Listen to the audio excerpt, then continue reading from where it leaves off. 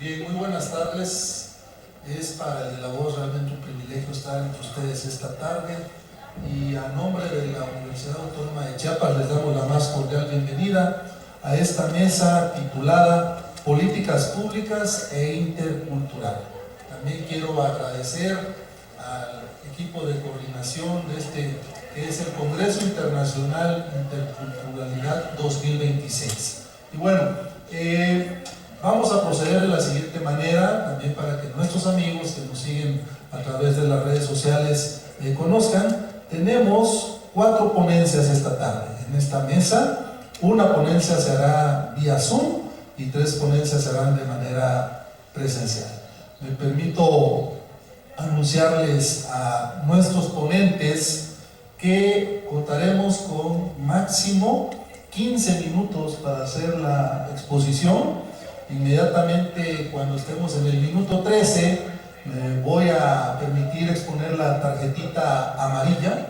Luego aquí me siento como árbitro, ¿verdad? Sacando tarjetas. Entonces sacaré la tarjeta amarilla al minuto 13 y faltando 30 segundos para cumplir los 15 minutos estaré sacando la tarjetita roja.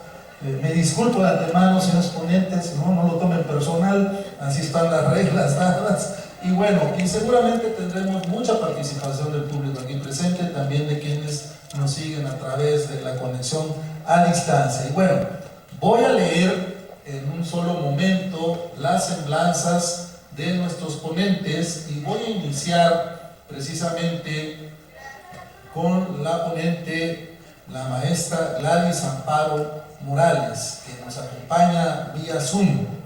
Ella es profesional en administración financiera, especialista en gerencia de proyectos y magíster en derechos humanos. Su trayectoria profesional se ha desarrollado en el ámbito de la gestión institucional, la planeación estratégica y el análisis de políticas públicas, con énfasis en contextos territoriales e interculturales. Cuenta con experiencia en el sector del aseguramiento en salud, donde ha liderado procesos de formulación, implementación y seguimiento de proyectos en los regímenes contributivo y subsidiario, así como en la elaboración de notas técnicas y planes estratégicos a nivel institucional. En el campo educativo ha trabajado en la coordinación de procesos de planeación y en el análisis de datos para la toma de decisiones, especialmente en educación superior para comunidades indígenas. Hará inmediatamente el uso de la voz el profesor y nuestro querido amigo, el doctor Oscar Diego Bautista, y él es doctor por la Universidad Complutense de Madrid, maestro por la Universidad Internacional de Andalucía y licenciado en Ciencias Políticas y Administración Pública por la Universidad Nacional Autónoma de México.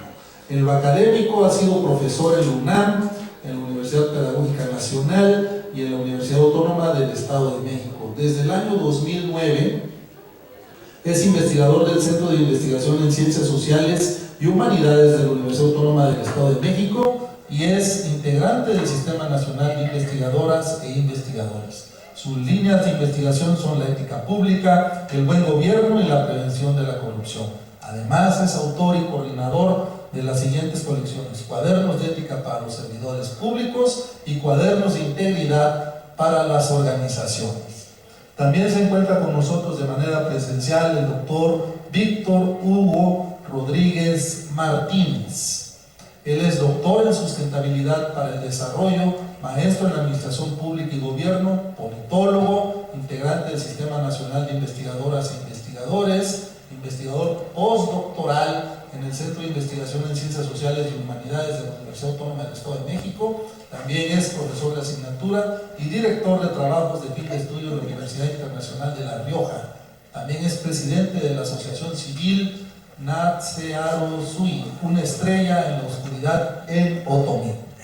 Y para cerrar la intervención, esto correrá a cargo de los profesores Laureano Eliseo Rodríguez Ortiz, profesor aquí de la Universidad Autónoma de Chiapas, y le acompañará también a distancia el profesor Martín Humberto Vera Martínez. Muy brevemente, porque su currículum es muy extenso, diré solamente algunas líneas de nuestro querido amigo el doctor Laureano Eliseo, que además no necesita presentación, pues está jugando de local esta tarde, pero que sí, hay que mencionar que es doctor en estudios del desarrollo global y cuenta con más de 18 años de experiencia académica y de gestión universitaria en docencia, investigación y dirección institucional. Ha realizado estancias de investigación internacionales en el programa de servicios públicos de la Universidad de Paul en Chicago, Estados Unidos, así como en la Escuela Nacional de Administración Pública en Bogotá. Es miembro activo del Colegio Internacional de Investigación sobre Estado y Políticas Públicas y es para mí un privilegio estar a su lado y le doy la más cordial bienvenida. Y en su ponencia, a distancia, lo acompañará el doctor Martín Humberto Vera Martínez, que es doctor en Gobierno y Administración Pública por la Universidad Complutense de Madrid, es asesor del Senado de la República, o fue asesor del Senado de la República en 2 legislaturas y también en la Cámara de Diputados en 10 legislaturas. Actualmente también es miembro del Sistema Nacional de Investigadores nivel 1 y forma parte de la Red Mexicana por el Servicio Profesional de Carrera. Así que con estas presentaciones creo que vamos a pasar un buen momento aprendiendo de nuestros colegas, y así que sin más le doy el uso de la voz a la profesora Gladys Amparo Morales, quien va a exponernos su ponencia que titula Políticas Públicas e Interculturalidad desde las Comunidades Indígenas de Colombia. Adelante, por favor, profesora, el tiempo es suyo. Buenas tardes a todos los presentes. Agradezco a la Universidad Autónoma de Chiapas por la invitación a este Congreso Internacional de Interculturalidad 2026. Mi intervención como ponente propone comprender la gobernanza intercultural no solo como un enfoque de gestión, sino como un proceso político de transformación territorial, lo cual nos ha permitido acá en el Cauca, en Colombia, construir un tejido social fuerte que nos permite el diálogo y el relacionamiento de gobierno a gobierno en la construcción de políticas públicas en contextos interculturales en Colombia. Claro que ese relacionamiento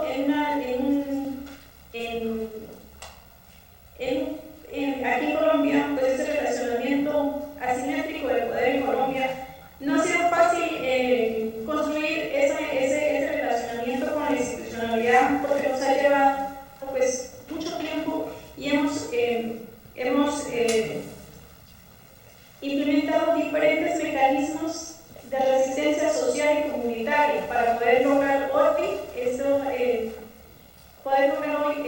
pues una incidencia política en la construcción de políticas públicas para Profesora las Morales, indígenas. Profesora Morales, una interrupción, mil disculpas. ¿Puede proyectar su presentación vía Zoom o requiere que le asistamos desde Chiapas?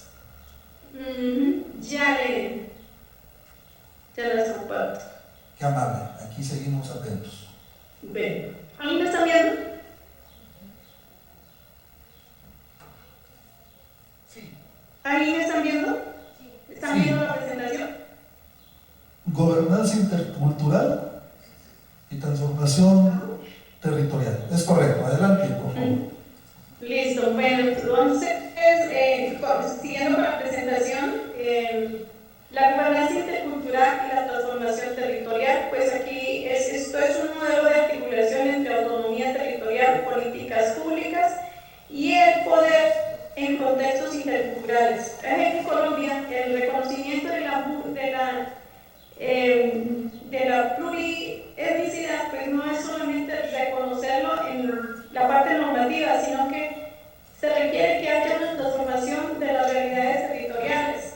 Pues desde 1991 en la Constitución Política eso se reconoció, pero ahora tenemos ciertas barreras o ciertas dificultades en la materialización de los derechos. Sobre todo nos hemos quedado rezagados en los derechos económicos. Para poder entender la interculturalidad, pues tenemos que partir desde un marco constitucional y sociocultural y manejar 4 conceptos, que es el concepto de la plurietnicidad, que es la condición estructural reconocida constitucionalmente sobre la diversidad de los pueblos originarios en Colombia. Pues en Colombia hay 115 comunidades étnicas en el territorio nacional, y la multiculturalidad, que es el reconocimiento descriptivo de la coexistencia de múltiples expresiones culturales en el territorio. Otro concepto, que es el pluralismo jurídico, que es la coexistencia de un sistema normativo diversos con legitimidad territorial propia, que para nosotros en el Cauca pues, tenemos el sistema de gobierno propio, que tiene que haber un diálogo con el sistema jurídico convencional, y entre ellos pues buscar la administración de la justicia propia en los territorios y para las comunidades indígenas. Y el concepto de la interculturalidad, que es el principio que facilita ese diálogo estructural entre las diversidades culturales que hay en el país. Por lo tanto, pues aquí partimos de que el reconocimiento formal no garantiza transformación efectiva. Se requiere una articulación estratégica entre niveles para que haya, para que los derechos se vayan materializando en los territorios. Y esa articulación estratégica tiene que darse desde lo central, desde lo central hacia los departamentos, hacia los municipios, y de los municipios partir a los territorios. Pero para que exista también esa articulación, también los territorios tenemos pues una organización fuerte que permite que haya ese diálogo, y si ese diálogo no se da, pues tenemos diferentes mecanismos sociales y comunitarios para nosotros presionar a que permita ese diálogo, porque pues aún persisten las relaciones asimétricas de poder entre el Estado y las comunidades indígenas. Por lo tanto, pues a nosotros nos toca buscar mecanismos comunitarios de resistencia para nosotros poder lograr un diálogo de gobierno a gobierno. El núcleo articulador pues es la gobernanza intercultural, que la gobernanza intercultural trasciende la gestión institucional convencional y constituye un proceso político complejo en las dimensiones de la vida social y territorial. Pues aquí se tiene que integrar la articulación de sistemas normativos entre el sistema convencional y el sistema de gobierno propio, en la construcción de la legitimidad, el fortalecimiento territorial autónomo, pues que en Colombia no ha sido fácil buscar esa autonomía territorial. Pues es una lucha y una resistencia con el Estado en unos contextos de alta violencia, que nosotros pues hemos buscado mecanismos también de resistencia para poder construir esta legitimidad territorial. Entre los saberes y el diálogo entre racionalidades diversas, pues también se pretende hablar, dialogar entre diversidades de comunidades para nosotros poder aprender unas de las otras, y que la interculturalidad pues sirva como la construcción de un puente para seguir construyendo conocimientos y aprendizajes. Un concepto que es fundamental para que haya las políticas públicas en contextos interculturales es el gobierno propio. Si no existe un gobierno propio, si no hay una autonomía, pues no se va a dar una gobernanza intercultural en los territorios. Pues aquí la autoridad territorial, el control reconocido sobre las tierras y los recursos. Pero si no hay un territorio para que una comunidad pueda hacer parte y poder construir su legado, poder construir sus procesos organizativos, donde no haya un territorio donde las comunidades puedan hacer uso de su idioma propio, de sus tradiciones, de sus saberes y de sus prácticas culturales, pues eso se va diluyendo. Por lo tanto, para nosotros en Colombia, el derecho territorial es fundamental. La autonomía política pues es el poder del gobierno y las normas propias. Aquí en Colombia pues se ha construido durante muchos años, se ha construido unos mecanismos desde el nivel local al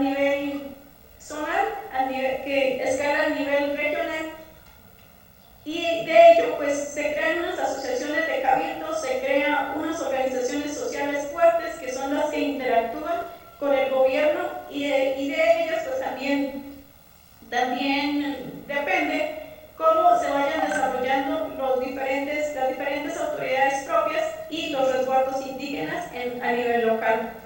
También está el control cultural, que es la protección del idioma propio, las tradiciones y los saberes. Y aquí pues hago énfasis en que si no hay un gobierno propio, pues no es posible que haya una gobernanza intercultural. Las políticas públicas interculturales pues es un instrumento operativo. Debe haber unos principios fundamentales, que es el reconocer la autonomía territorial mediante el respeto, mediante la tolerancia, mirar la capacidad de decisión de los pueblos en sus territorios. Y como somos diversos territorios, pues es una organización indígena donde asocia muchas autoridades tradicionales de diferentes comunidades, con diferente idioma, con diferente cosmovisión. Por lo tanto, pues acá debe haber un diálogo de reciprocidad, de dar y recibir, para que pues de alguna forma haya una comprensión y podamos mejorar esas lógicas de las dinámicas comunitarias y sociales en el departamento del Cauca. Evitar las imposiciones culturales, pues nosotros hemos buscado mecanismos de rechazar esas políticas públicas monoculturales y muchas veces extractivistas que afectan la vida de las comunidades en los territorios, y hemos logrado avanzar en la construcción de, por ejemplo, en los sistemas de educación propia, en los sistemas de salud propia, en los sistemas de gobierno propio, incluso en el sistema de administración, y con ello pues hemos avanzado en la materialización de los derechos sociales, de los derechos culturales, de los derechos políticos, de los derechos ambientales, aunque aquí recalco pues que para nosotros es un rezago avanzar en los derechos económicos. Por lo tanto, pues en los territorios se puede ver que hay bastante pobreza, hay bastantes necesidades y carencias sentidas por parte de las comunidades. La integración de los saberes propios, incorporar los conocimientos y las prácticas ancestrales, pues a partir del 2018 pues se avanzó con una universidad indígena, y en el cual pues se trata de integrar las investigaciones que se realizan desde las universidades públicas y las universidades privadas hacia la incorporación de esos saberes, de esos conocimientos y de esas sabidurías ancestrales en la investigación de los diferentes procesos internos organizacionales. Y garantizar la participación vinculante, pues aquí es asegurar la incidencia real en el diseño e implementación de las políticas públicas. ¿Qué es lo que se pretende lograr con esta transformación territorial mediante las políticas públicas interculturales? Pues es obtener una justicia social, una redistribución equitativa de los recursos y las oportunidades territoriales.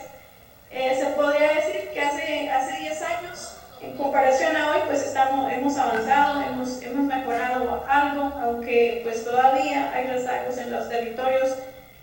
Hay mucho por caminar, hay mucho por tejer, hay muchos procesos por consolidarlos.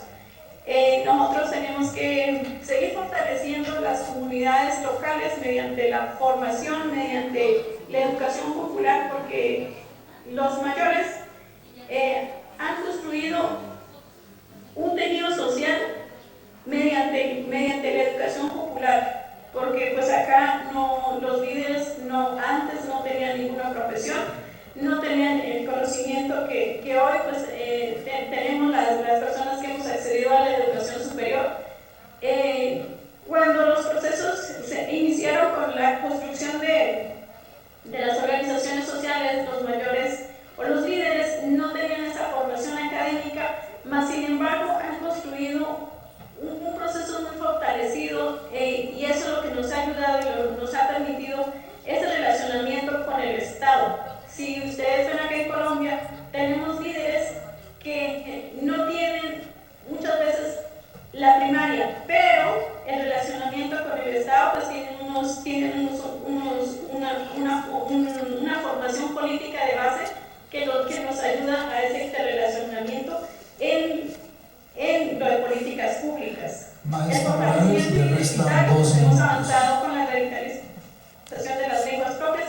comunidades que ya se haya perdido el idioma propio, en consolidar las prácticas y la cosmovisión propia en los territorios que han perdido sus prácticas culturales, porque pues hay muchas comunidades que todavía tenemos el vestido propio, tenemos el idioma propio, tenemos las prácticas propias, tenemos nuestro territorio. Algunos otros tenemos nuestra tierra y podemos, en los territorios, pues podemos implementar toda la política interna para el buen vivir de nuestras comunidades. Que el buen vivir desde acá, de Colombia y desde mis comunidades, pues es el sentirse bien, tener sentirse en paz, sentirse en armonía personalmente, con la familia, con la comunidad, socialmente, con la naturaleza y con el mismo entorno. Es como es tener esa conciencia de que no he afectado mi entorno. Maestra Morales, le restan 30 segundos. De la dominación territorial. La autonomía fortalecida, que es la consolidación de las capacidades del autogobierno efectivo. Y resumiendo sobre la gobernanza intercultural como un proceso de transformación territorial, pues se podría decir que la interculturalidad es quien orienta, las políticas públicas son las que operativizan, la gobernanza intercultural articula, el pluralismo jurídico reconoce y el gobierno propio legitima para que haya una transformación social y una justicia social. Pero aquí lo fundamental es que haya un gobierno propio. Maestra Morales, el tiempo se ha acabado lamentablemente, maestra. Pero podemos regresar en el periodo de preguntas y respuestas con muchísimo gusto para darle oportunidad de concluir. Bien, muchísimas gracias. Aquí recuperamos algunos comentarios de la maestra Morales, que nos habló sobre la gobernanza intercultural y la transformación territorial, pero como estamos sobre el tiempo, a continuación correría el uso de la palabra de nuestro amigo el profesor doctor Óscar Diego Bautista, cuya ponencia se titula Origen de los valores interculturales en México en el arte de gobernar. Elementos para una política pública. Adelante, estimado profesor, el tiempo es suyo. Buenos días a todos. Me paso por acá para poder ver la presentación. Quisiera rápidamente decir tres cosas antes de empezar. Lo primero es hacer un reconocimiento de estos jaguares, que me parece que es muy bonito, es un símbolo de identidad, me parece que habla del sentido de pertenencia, de algo que es precisamente lo que estamos trabajando el día de hoy. Lo segundo es que como una humilde aportación de nuestra parte, nosotros venimos de la Universidad Autónoma del Estado de México, traemos unos libros que tenemos un dilema, solamente traemos 20, y decimos cómo lo vamos a hacer para darle a todos los que estaban en la mañana. Ya se resolvió el problema, todos tienen que ir en un libro que les vamos a dejar cuando terminemos nuestras clases, ¿no? El tercer elemento que quisiera aclarar es que yo había presentado una ponencia que tenía que ver con la ética pública, pero el Congreso es sobre interculturalidad, entonces hay un cambio en el tema de la exposición. Entonces ahora la exposición se titula precisamente Origen de los valores interculturales en México en el arte de gobernar, elementos para una política pública. Si me van pasando, por favor. Quisiera comenzar señalando que en el caso de nuestras naciones, y en particular en el caso de México, tenemos una cultura hermosa, grande, y de hecho, bueno, nuestro país, que nos hemos viajado por el mundo, tiene una cultura muy fuerte. México es conocido en el mundo por su grandeza, pero no por la de los personajes de hoy en día, sino por nuestros pueblos originarios, por nuestros antecedentes, por las culturas que hemos tenido. Y de aquí entonces me gustaría retomar algunos elementos que dieron origen precisamente a esa grandeza. Aquí voy a citar algunos datos. En las antiguas culturas prehispánicas, para elegir al gobernante, primero congregaban a un número de jueces formado por hombres sabios o notables, lo que se conocía como consejos de ancianos, quienes debido a su edad poseían prudencia y experiencia necesaria para saber elegir al candidato más idóneo que supiera guiar y educar a su pueblo. Desde aquí ya vamos encontrando elementos muy bonitos, como el caso de la educación precisamente, y el caso de la ética, que también ya lo han evocado en este congreso. El siguiente, por favor.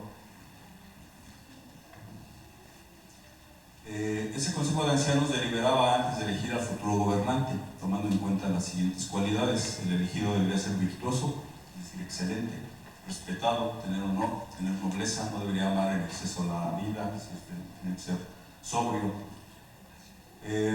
no debería dejarse adular, corromper ni sobornar, debería ser restaurador e impulsor de las tradiciones de su pueblo, es decir, que tuviese un sentido de pertenencia, orgullo por su cultura, compromiso de sus facultades, lo que se denomina como recta razón, prudente, valiente, de buena y recta educación, de buen hablar, de buen oír, que supiera estimar a la gente, que poseyera rostro y corazón, amabilidad y compasión.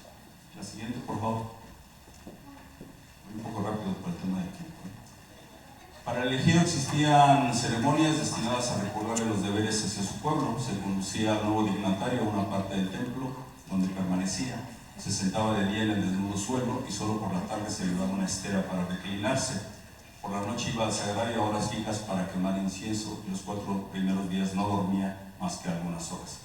Cerca de él habían guardias que cuando se adormecía le punzaban las piernas y los brazos con espinas de maguey diciéndole: despierta, tú no debes dormir sino vigilar y cuidar a tus vasallos. No subes al trono para descansar, el sueño ha de huir de tus ojos que necesitan estar abiertos para velar sobre tu pueblo. Es decir, el gobernante tenía que cuidar a su pueblo, trabajar por su pueblo, por su comunidad. La siguiente, por favor. Y este tipo de cualidades, este tipo de ejemplos, pues es lo que necesitamos rescatar precisamente, restaurarlo en nuestras culturas. Porque precisamente, cuando uno estudia teoría política, el concepto de político es aquella persona que posee valores, que posee educación y que precisamente se preocupa por su comunidad. La corrupción del político, del concepto de político, es lo que hoy en día se conoce como politicastro. El politicastro es todo lo contrario, es el que miente, el que roba, el que engaña, el que estafa, el demagogo, el que no tiene honor, el que no tiene principios. Y desafortunadamente hemos confundido los conceptos. Le llamamos al politicastro político, cuando un político tiene su nombre con educación. Pues ahí hay que rescatar este tipo de cosas. Y posteriormente, bueno, pues viene el tema de la conquista, viene lo que se conoce como mestizaje y sincretismo, y nace lo que se conoce como sistema de cargos, que es la forma de organización política surgida como resultado de la fusión de la cultura española y la prehispánica, que se manifestó a partir de la independencia de México y se mantiene viva en nuestras comunidades originarias. Se le denomina también como sistema de varas o sistema de escalafón. El siguiente, por favor. Bien, ¿qué rescata el sistema de cargos? Bueno, rescata toda una serie de elementos muy bonitos. Elección directa del representante por la comunidad, hay una rotación del cargo auténtica, hay una alternancia, no se aferran al cargo, no heredan, no hay nepotismo, ¿sí? El tiempo es limitado, se respeta el sentido original de la política, que es beneficiar a la comunidad, trabajar por la comunidad. No hay designación del sucesor, se respeta la voluntad general, hay una rendición de cuentas, compromiso por la comunidad, trabajo desinteresado, mantenimiento de las tradiciones y costumbres. Entonces, en las comunidades originarias, las son todavía puras, llamándolo así, y ya también hay que reconocer que hay unas que ya están siendo contaminadas, sobre todo cuando han entrado los partidos políticos, pues van perdiendo, se van adulterando toda esa serie de valores que existían originalmente. La siguiente, por favor. ¿Qué valores hay en el sistema de cargos? Pues el espíritu de servicio, lo que les decía de entrada, el sentido de pertenencia, no sentirse orgulloso de su cultura, conocer su cultura, no avergonzarse de su cultura. Porque eso luego pasa con algunas personas. Hay gente que dice que hay un complejo en el mexicano, a veces el mexicano siente orgulloso de su cultura, a veces es lo contrario. Dice, no, yo tengo ahí un familiar de origen europeo, español, alemán, italiano, etc. Entonces es un poco lo que ya algunos autores como Octavio Paz, Samuel Ramos, habían dicho, bueno, pues ¿quién es el mexicano? ¿Qué le pasa al mexicano? Entonces hay una confusión en cuanto a su identidad, ¿no? Otro de los valores es precisamente esa lealtad a la comunidad política. En algunos lados pues, los cargos son honoríficos, no cobran. Hay gente que ocupa un cargo y no cobran, no les pagan. Contrario a eso, bueno, ustedes sabrán que hay servidores públicos que pues, ganan. Ahora, bueno, ha habido una ley para reformar lo de los salarios, pero había cargos que no ganaban 100, 200, 300, 500, 600, 700, 800 mil pesos al mes con Peña Nieto hubo personas que llegaron a cobrar $1 millón al mes de sueldo. Pues imagínense, no lo hacen por sentido de amor a su comunidad, por servir a la gente, sino precisamente por servirse de la comunidad. Conciencia de la duración del cargo, muchos de estos políticos viven del cargo, son una especie de zánganos, no dejan el cargo, andan saltando ahí. Ahora que fue lo de la propuesta para la ley, pues todos votaron en contra porque no van a luchar, no van a votar para quitarse los privilegios, ¿no? Entonces, lo que hay que hacer es precisamente rescatar esos valores para servir a la comunidad. Autoridad para gobernar, y aquí evocamos nuevamente los valores: amabilidad, cooperación, diálogo, humildad, justicia, prudencia, solidaridad. Todos esos valores es lo que se conoce como integridad. La siguiente, por favor. Entonces lo que necesitamos es gobernar con enfoque intercultural. El enfoque intercultural se reconoce y valora precisamente esa diversidad cultural de un país, entendido como la interacción de múltiples culturas dentro de un mismo espacio geográfico y social. Abarca diferentes idiomas, tradiciones, religiones, gastronomía, expresiones artísticas, diferentes formas de ver la vida. La siguiente, por favor. Y aquí ya vamos precisamente a nos toca principios de interculturalidad, y aquí hay que destacar algunos, como la valoración de la diversidad cultural, la igualdad y la equidad, el diálogo intercultural y la no discriminación. Uno de los grandes males que tenemos en nuestro país es precisamente el racismo y el clasismo. Ya lo decía la ponente en la conferencia magistral, bueno, pues eso existe, no sé, eso es algo muy fuerte en nuestras comunidades. Entonces, pues sí necesitamos volver o incorporar precisamente en el tema de la educación pues esa tolerancia, esa sensibilidad hacia el otro. Me viene a la mente en este momento, hay un libro muy bonito que se llama La deseducación, es de Chomsky, y es muy interesante porque precisamente dice que se ha manipulado toda la educación y hay que volver al sentido original del concepto de la educación, en donde precisamente es una educación para dentro y fuera del ser humano, interior y exterior, como uno mismo, y también para vivir en convivencia, ¿no? Entonces hay que replantear esta categoría. La siguiente, por favor.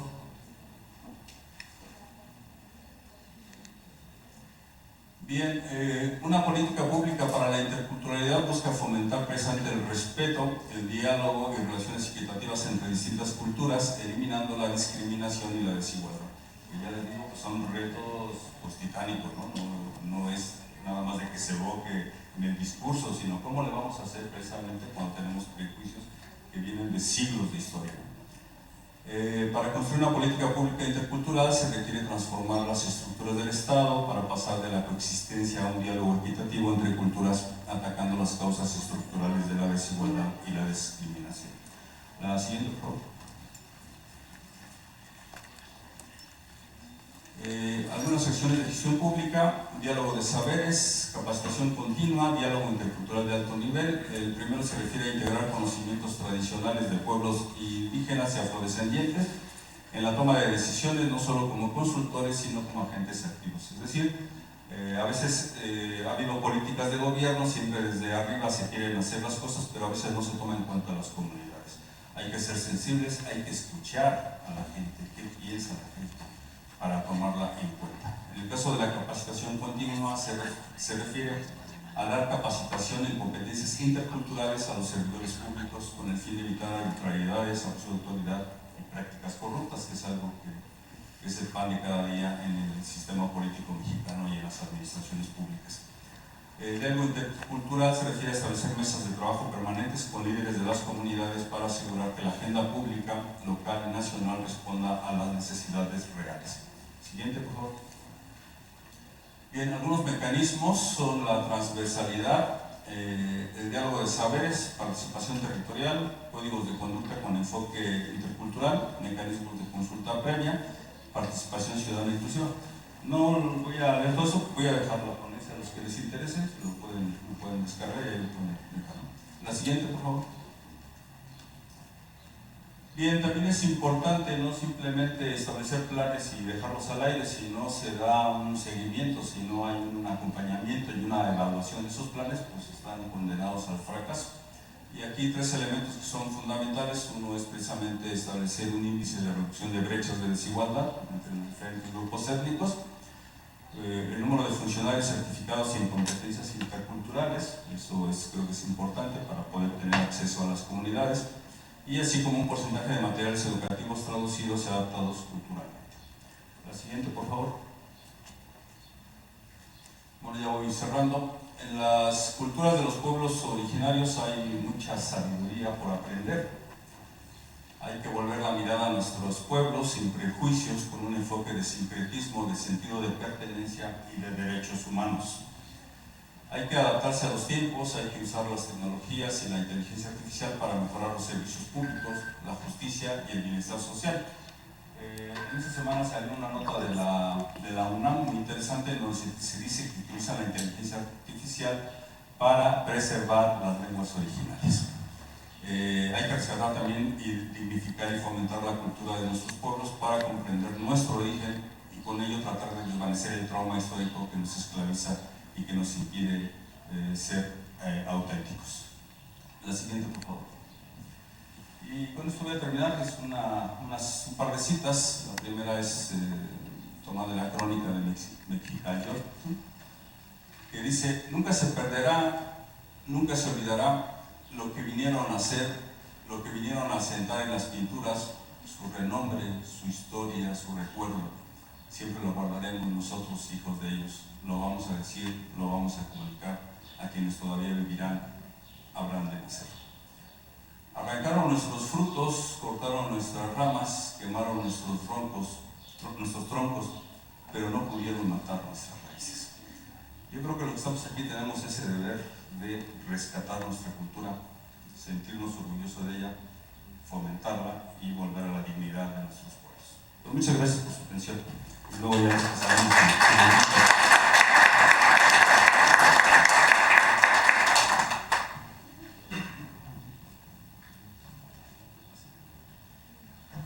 Muchísimas gracias, profesor Oscar Diego Bautista, y aquí retomo también lo que dijo nuestra primera ponente, porque hay una coincidencia con lo que dice el profesor Oscar Diego, la relevancia de la política pública intercultural y la relevancia del diálogo entre todos quienes habitamos este país. Muy interesante también este viaje en el que nos sumerge sobre cómo se elegían a los gobernantes en este periodo de nuestra historia precolombina, así como esas características que deberían de tener también nuestros gobernantes actuales, ¿no? Que mucho echamos de menos. Muchas gracias, querido profesor, y aquí ya está la fila para firmar autógrafos con los libros. Y a continuación tocaría el turno de la palabra al profesor Víctor Hugo Rodríguez Martínez, del Centro de Investigación en Ciencias Sociales y Humanidades de nuestra universidad hermana, la Autónoma del Estado de México. Adelante, profesor, el tiempo es suyo. Muchas gracias por tan extraordinaria moderación.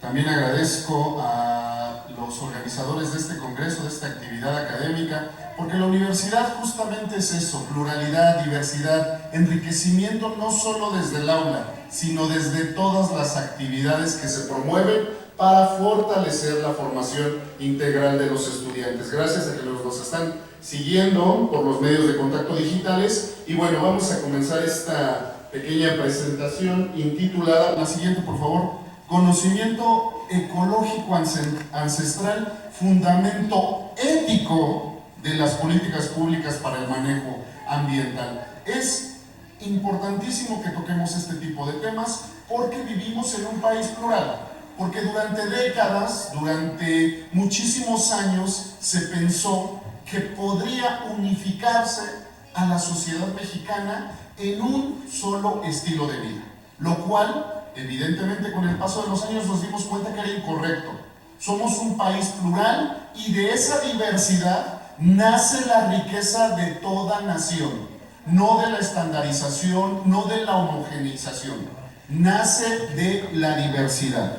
Es así que, la siguiente por favor, esta tarde vamos a discutir la importancia y la necesidad de incorporar saberes de grupos y de comunidades que históricamente han demostrado un conocimiento adecuado, es decir, un conocimiento que pudiéramos traducir como eficaz o eficiente, conceptos que les gustan mucho a mis colegas economistas, a los gestores del desarrollo, pero también es un conocimiento virtuoso, es decir, que encierra principios, valores, directrices que promueven el bienestar de las comunidades.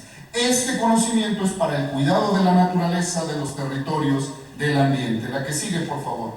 Dicho esto, ¿cuál es el contexto de nuestras políticas públicas en el terreno del manejo ambiental? Pues muy sencillo. Existe un abandono de esos conocimientos ancestrales, adecuados y virtuosos, dentro del actual encuadre de políticas públicas medioambientales. Dicho enfoque actual privilegia únicamente un enfoque economicista y pragmático de los bienes naturales y de su manejo.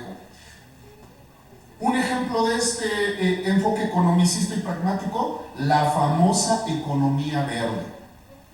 Todo aquello que nos han vendido como virtuoso desde la posición verde, en realidad encierra un deterioro y un acrecentamiento de las desigualdades sociales. El famoso greenwashing, todo lo que nos vendieron como soluciones verdes para el manejo de nuestro medio ambiente, nos dimos cuenta que no era más que un engaño encubierto de supuestas medidas paliativas para manejar el ambiente. Bueno, y no solo en lo económico, hasta en lo político. Por ahí tenemos un partido que se promueve como verde, que en realidad de verde no tiene nada, ¿no? Es más negro que otra cosa.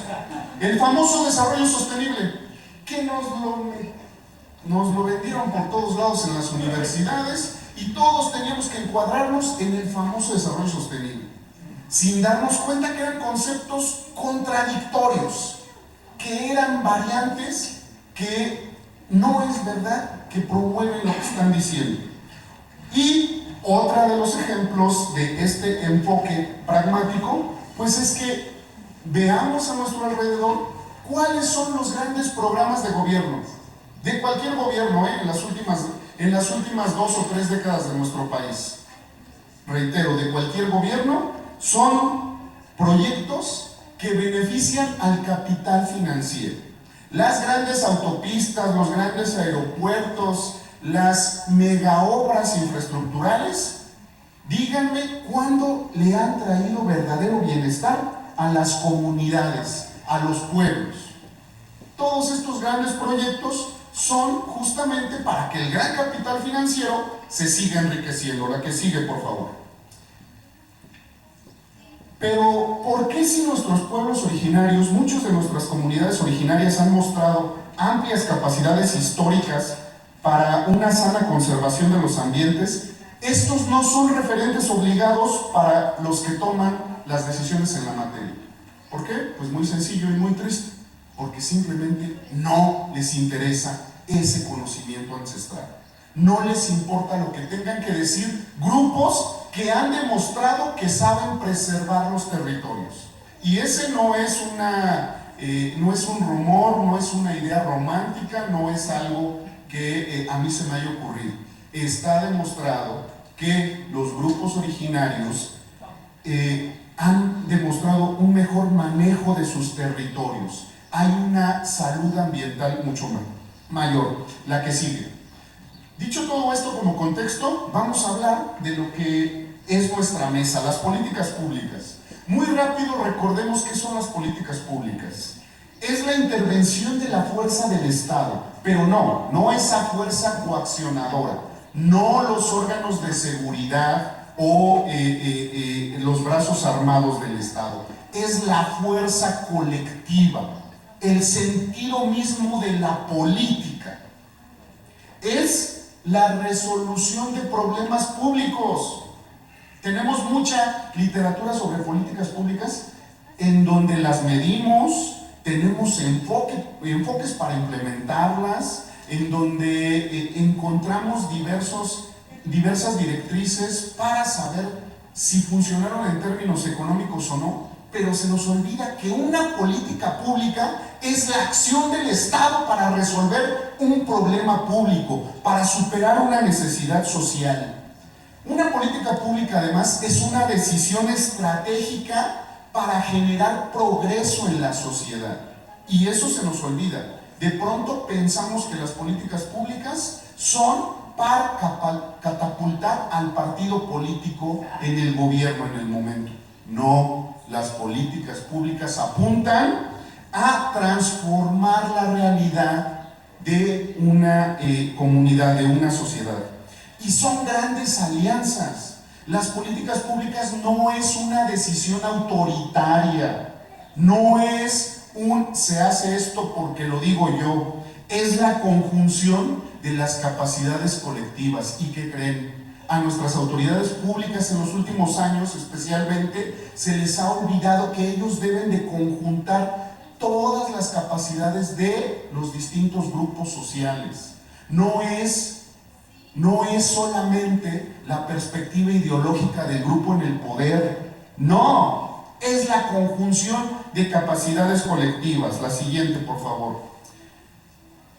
Ahora, todo este enfoque de políticas públicas, vinculándolo con la interculturalidad y sumándole un concepto que todos conocemos, bueno, más bien que muchos hablamos pero que pocos conocemos, el de sustentabilidad, sería una nueva forma de conducir a la sociedad, basada en redes de cooperación, en trabajo colaborativo, en contraste con ese principio arcaico de jerarquía, donde convergen, claro, normas, procesos, instituciones y prácticas para que la sociedad civil, el gobierno y el sector privado gestionen y resuelvan problemas de carácter público mediante toma de decisiones compartidas.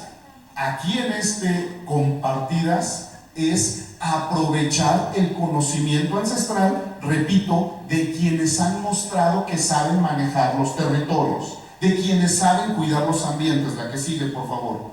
Es decir, políticas públicas con enfoque intercultural para la sustentabilidad es aquello que permanece en el tiempo, pero que tiene la capacidad para ser flexible y adaptativo, que es pertinente y funcional y ayuda a cumplir los grandes objetivos sociales. Pero ojo, como ustedes pueden leer ahí y también escuchando algunos comentarios de la mesa pasada, no todas las prácticas sociales son sostenibles o sustentables o no tienen por qué permanecer en el tiempo. Algunas prácticas sociales son inadecuadas. No se trata de romantizar todo lo que los pueblos hacen, porque en el tiempo también vamos aprendiendo, vamos incorporando nuevos conocimientos. No se trata de decir que lo de antes era lo mejor. Se trata de reconocer una serie de habilidades que han permanecido en el tiempo, que han demostrado su funcionalidad, su adaptabilidad, pero que también pueden mejorarse. Y otro ojo, no es lo mismo sostenible y sustentable. Si quieren, eso lo discutimos al finalizar la mesa. La que sigue, por favor. En términos prácticos, políticas públicas con enfoque intercultural para la sustentabilidad son las redes de trabajo colaborativo en los distintos sectores, social, público y privado, pero ahí está subrayado social, porque en México, al menos en México, también en otras partes, pero sobre todo en este país, hemos conocido ese vínculo entre gobierno y sector privado. Pero ¿qué creen? En muchas ocasiones ha sido un vínculo pernicioso, un vínculo que ha degenerado en corrupción, al grado que hoy tenemos categorías como desarrollo emanado desde la corrupción. Qué complicado es escuchar esto, ¿no? Resultaría contradictorio. ¿Cómo que un desarrollo vinculado a la corrupción? Bueno, tendríamos que discutir qué tipo de desarrollo ha sido eso. Nunca hemos tenido un enfoque en donde verdaderamente la sociedad sea protagonista. El poder económico lo hemos visto como ha sido protagonista en la directriz de ciertos proyectos. Conocemos cómo el poder político ha dominado grandes esferas de la vida pública, pero el tercer sector nunca hemos conocido que sea protagonista en este país. Nunca, desde que somos nación independiente. Por tanto, para construir decisiones conjuntas que resuelvan tanto los problemas actuales como los añejos, necesitamos una mayor interacción, pero que perdure, que sea más estrecha y que a la vez tenga la capacidad de mantenerse vigente y pertinente. Ese es un concepto fundamental, la pertinencia social. Lo que funcionó hace 40 años políticamente no tiene por qué funcionar necesariamente hoy. La que sigue, por favor. Y les mencioné hace un momento un concepto fundamental para las políticas públicas: lo estratégico. Toda decisión pública es estratégica, o tendría que ser estratégica desde este planteamiento, es decir, un proceso premeditado, pensado sistemáticamente y analíticamente, planificado a detalle, dirigido a conciencia, dirigido conscientemente a conseguir un objetivo concreto, valorando todos los posibles impactos de cada decisión. ¿Saben qué? Nuestras decisiones públicas hoy en día, la mayoría no cumple con este criterio. La mayoría son ocurrencias, la mayoría son decisiones desde una ideología, la mayoría son planes a corto plazo. Luego entonces, de estratégico, nuestras políticas públicas no tienen mucho. Toda decisión pública debe ser imperativamente estratégica. La que sigue, por favor, y si me ayudan para avanzar dos, para ir cerrando. ¿Cuáles son los ejes de una política pública con enfoque intercultural? La innovación social. El conocimiento ancestral no significa atraso, no significa, por favor, y esto lo subrayo, que lo pensemos en sociedades de hace 200 o 300 años. Tiene que ser este conocimiento parte de la innovación social, tiene que ser nuestra materia prima. Tiene que haber pluralidad política y reconocer la diversidad social. La incidencia comunitaria, pero incidencia para el bienestar y para el progreso, no como eslogan de partidos políticos, no como eslogan de gobierno. El bienestar no le pertenece a ningún grupo en el poder. El progreso social es para todos, debe ser para todos. Evidentemente, interculturalidad en esta interacción dialógica, yo le llamaría, y cultura de paz, donde se presenten las redes horizontales, la coordinación, la cooperación y la colaboración. Estos tres conceptos que suenan muy bonito, nuestro gobierno nunca los ha hecho efectivos. La que sigue, por favor. El fundamento ético de nuestros grupos ancestrales: respeto por la tierra, identidad, como ya lo mencionaba el doctor Oscar Diego, hacer comunidad, los lazos estrechos con el territorio vivido, el orgullo por las raíces ancestrales y la participación social y la articulación social. Eso nos va a dar como conclusión, la que sigue, por favor, que si las políticas públicas hoy en día se fundamentaran en estos principios éticos ancestrales, es decir, se transformaran en decisiones públicas con interculturalidad, promoverían un mejor cuidado de los entornos y servirían para un mayor florecimiento de los pueblos y las naciones. Muchas gracias.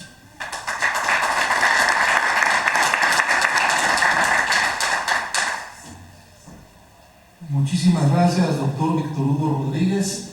Creo que no podríamos estar más de acuerdo con usted en relación a la ausencia de políticas públicas, pues en los últimos 200 años, digamos, ¿verdad? Que llevamos como país independiente, con estos contenidos que nos comparte. Y bueno, nos estamos aproximando al final de esta mesa y tocará, decíamos al principio, jugar de local a nuestro querido amigo el doctor Laureano Eliseo con su ponencia que titula La importancia y los retos de las políticas públicas con enfoque intercultural. Adelante, profesor.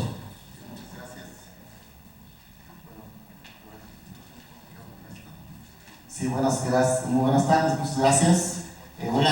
Voy a ir puntual, pensando que ya hemos estado aquí toda la mañana. Bueno, la siguiente, por favor. Ahí. Entonces, mi presentación consiste en 5 apartados. Primero, responder la pregunta: ¿qué son las políticas públicas?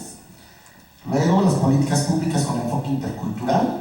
En un tercer momento, comentaré la importancia de la interculturalidad en las políticas públicas y los retos, ¿no? Y finalmente, pues la conclusión. La siguiente, por favor. Voy a leer textualmente este párrafo. Dice: es comprensible que insistan en medirnos con la misma vara con que se piden a sí mismos, sin recordar que los estragos de la vida no son iguales para todos, y que la búsqueda de la identidad propia es tan ardua y sangrienta para nosotros como lo fue para ellos. La interpretación de nuestra realidad con esquemas ajenos solo contribuyen a hacernos cada vez más desconocidos, cada vez menos libres, cada vez más solitarios. Discurso de aceptación del Premio Nobel de Literatura de Gabriel García Márquez en el 82. Es un párrafo que rescaté de una publicación que hizo el Perú y el gobierno de Quintana Roo el año pasado. La siguiente, por favor. ¿Qué son las políticas públicas? La siguiente dice, rescaté dos definiciones. Hay mucha teoría de las políticas públicas, están las europeas, están las inglesas, las americanas, pero rescaté las más comunes. Dice: un conjunto de decisiones, acciones y programas que los gobiernos adoptan para dar respuesta a problemas de interés público. La otra definición del mexicano Aguilar: un proceso que articula decisiones gubernamentales con mecanismos de implementación y evaluación orientados a incidir en la vida de los ciudadanos.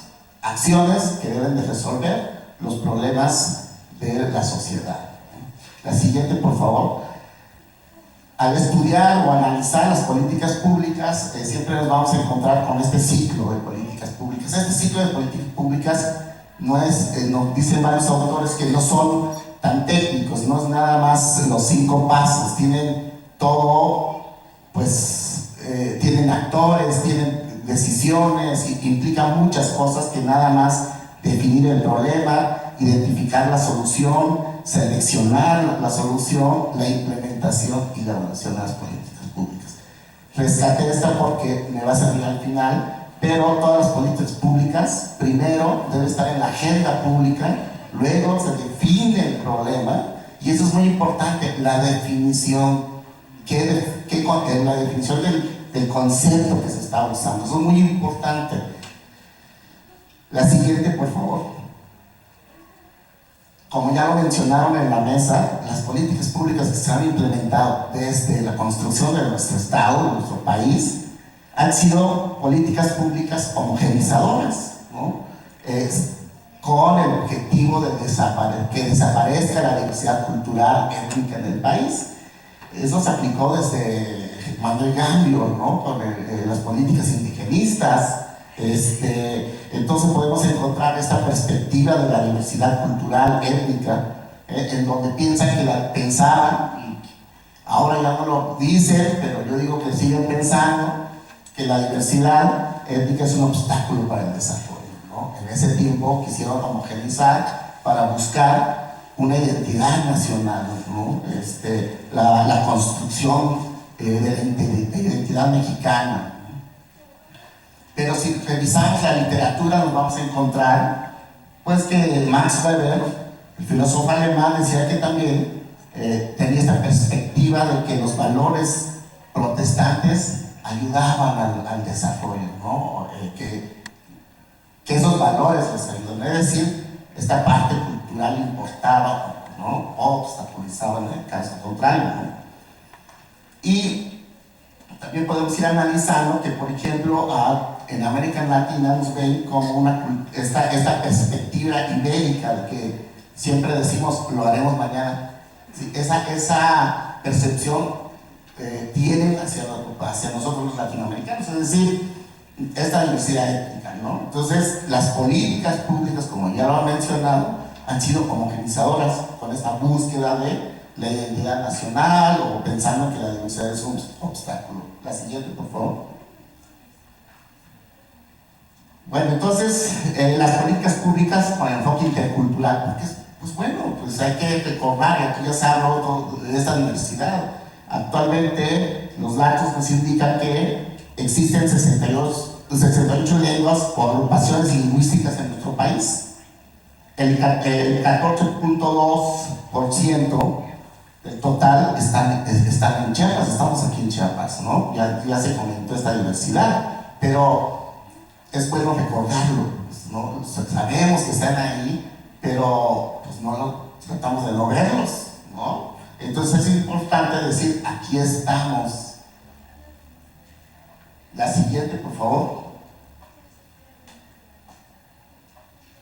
Entonces, cuando hablamos del enfoque intercultural en las políticas públicas, rescate que es el que más conocemos, y estando aquí en Chiapas, siempre pues, está esta discusión, ¿verdad? Dice, el concepto, la interculturalidad, es un enfoque basado en el diálogo entre personas que se identifican con diferentes culturas y cosmovisiones, sobre todo en la interrelación entre actores occidentales y pueblos y comunidades indígenas y o afromexicanas, con el objetivo de lograr una relación de armonía, comprensión, colaboración y reconciliación. Esa es la definición, ¿eh? Como ya lo dijeron, una cosa es definirla y otra cosa es implementarla y otra cosa es lo que vivimos realmente entre pueblos, comunidades, ¿no? La implicación bajo el marco de las políticas públicas, esta definición es que el Estado debe construir un diálogo entre los actores, es decir, Estado, pueblos indígenas y afrodescendientes, ¿no? Dice, el Estado realiza una consulta previa, libre e informada para identificar sus necesidades y las soluciones afectadas adecuadas culturalmente relevantes durante el desarrollo de las políticas públicas. Es decir, el derecho a la consulta, recordar los derechos indígenas, los derechos comunitarios, está en el marco internacional, el marco nacional, el marco estatal, están las leyes, ¿sí? Están los derechos, pero pues, no se recuerdan esas leyes, ¿no? La siguiente, por favor. Entonces, el enfoque intercultural en las políticas públicas, dice, se sustenta, de acuerdo a la definición, se sustenta en estos principios básicos: reconocimiento de la diversidad, respeto a las diferencias, relaciones equitativas, enriquecimiento mutuo, dice. Da a entender que es horizontal, es decir, democracia, pues, aceptación, respeto, inclusión. Pero también cuando hablamos de inclusión, ¿a qué nos referimos? Equidad, reciprocidad, solidaridad. Eso es lo que da a entender este enfoque con esta definición, pues, de las políticas públicas. Así debería de ser, ¿no? La siguiente, por favor. ¿Sigue? Esa. Bueno, entonces, el tercer apartado, que se llama la importancia de la interculturalidad en las políticas públicas, es que va mucho más allá que esta diversidad cultural. Tiene que ver también con la economía, esta visión de, ya lo mencionaron, del enfoque capitalista, utilitarista, ¿no? Y no da entrada a otro tipo de economía o lo que vaya a ser, pues, ¿no? Economía solidaria, comunitaria, no da entrada a otro tipo de economía más que esta capitalista, ¿no? En lo social, asimetrías sociales, debemos con este enfoque reducir esa asimetría social. En lo político, hoy ya lo mencionaron, casicazos. ¿Cuántos años lleva cualquier político que conozcan que sale en la tele, que pasó a ser diputado y todos los cargos posibles y diferentes partidos políticos? El cacicazo político, participación y representación político. política. Pues, ¿qué pasa en nuestro estado? O sea, se supone que deberían de haber diputados indígenas y con su pasión de identidad étnica, y lo permitieron todo el aparato del estado, lo permitió, ¿no? Entonces, cuando hablamos de interculturalidad, hay que tomar en cuenta el concepto de qué interculturalidad estamos hablando, ¿verdad? Entonces, y no solo es por la diversidad étnica, sino también tiene que ver con lo económico, lo social y lo político. Romper este orden económico capitalista y esta práctica política que le beneficia a unos cuantos, ¿verdad? La siguiente, por favor. Y los retos, bueno, es que dice una de las investigadas que llegó a la UNICH decía que hay que ver la interculturalidad desde el enfoque intercultural, crítico.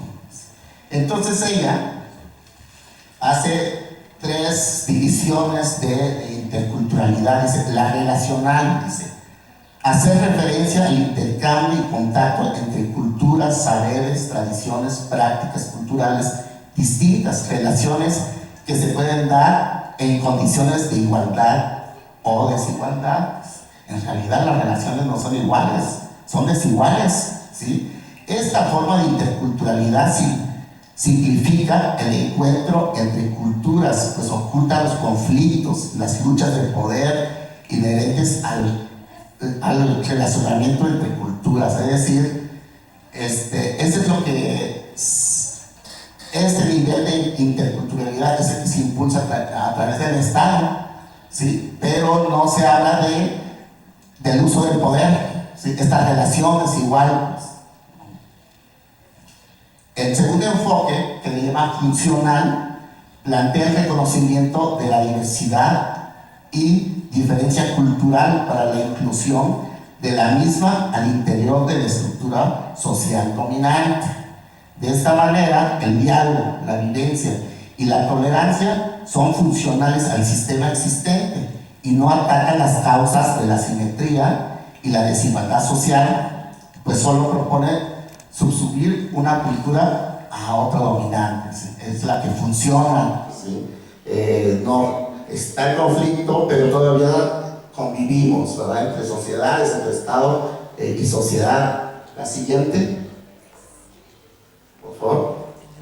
La otra está el enfoque intercultural crítico, dice, en donde Catalina Walsh dice que propone el cambio de las estructuras, las instituciones coloniales y las relaciones sociales. Es decir, no solo es convivir con la diversidad, sino hay que rescatar y hay que ver las causas de esta desigualdad, de la pobreza, del racismo, de la exclusión social que ya se comentó que vivimos en el país, ¿no? Es decir, ese enfoque intercultural nos propone reconstruir, ¿sí? Y no es el diálogo intercultural. Más retos, la siguiente, por favor. El otro reto es que, independientemente de qué concepto y definición usen de interculturalidad, es que hay un problema de instrumentalización como simple discurso oficial, ¿no? Todo el mundo repetimos un concepto ahora, ¿no? Cuando estaba la otra administración, el otro gobierno, usábamos otros conceptos y todos replicábamos esos conceptos, ¿verdad? Queda en el discurso oficial. Asimetría de poder, tema en la agenda oficial como discurso, que nada más no está en la agenda del Estado, solo se comenta, pero no está en la agenda del Estado. Revisen el plan de desarrollo estatal. Limitada institucionalidad o como parte de la administración, solo dura 6 años, ¿sí? Cambiamos de discurso. O conflictos de recursos naturales, es decir, megaproyectos de desarrollo en territorios indígenas. En conclusión, la siguiente, por favor, y última. ¿Qué es lo que se propone? Unas políticas públicas de nuevo tipo, ¿sí? Reconstruir el Estado. ¿Qué significa? Ver el aparato del Estado, la estructura, quiénes la dirigen, cómo la dirigen, y hay que evaluar los resultados, no los objetivos, ¿sí? Entonces es también otra forma de servidores públicos, ¿no? Con otro perfil los servidores públicos, nuevos criterios de gestión pública, ¿sí? Y pues pensar en la educación, como se mencionó en la mañana. La siguiente, por favor. Y eso es todo, las referencias que usé para esta ponencia, y pues bueno, pues hay más que comentar, ¿verdad?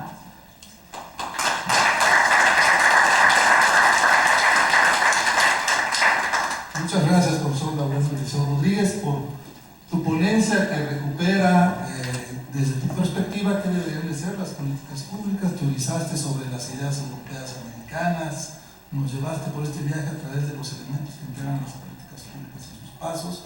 Y bueno, creo que hemos pasado un grato momento en compañía de nuestros 4 ponentes.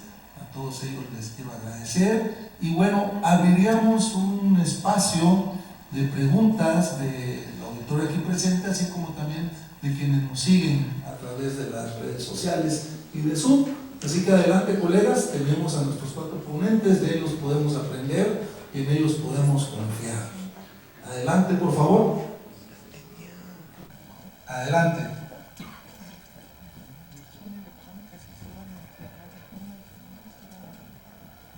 Gracias. Muchas gracias, buenas tardes. Pues gracias, antes que nada, por las ponencias, muy interesantes, sí. Quiero abordar, me llamo Juan Pablo Ramírez, y quiero abordar con ustedes una pregunta. Originalmente pensaba dirigírsela al doctor Bautista, pero va dirigida para todos. ¿Por qué? Porque el tema ética, corrupción, es una de las palabras que he escuchado aquí hoy, también en la anterior mesa, pero además políticas públicas, interculturalidad. Entonces, eso me lleva a lo siguiente: el Sistema Nacional Anticorrupción considera a los municipios, al menos enunciativamente, como parte de este sistema. Pero esto parece diluirse en la práctica y en la aplicación de las políticas anticorrupción en el país, cuando hablamos de los municipios y su participación en el diseño de la política pública anticorrupción. Y esto es aún más grave cuando hablamos de municipios de pueblos originarios. La definición de corrupciones son tantas, son tan amplias y diferentes, que cuando hablamos también de qué es la corrupción para los pueblos originarios, también entramos en otro problema.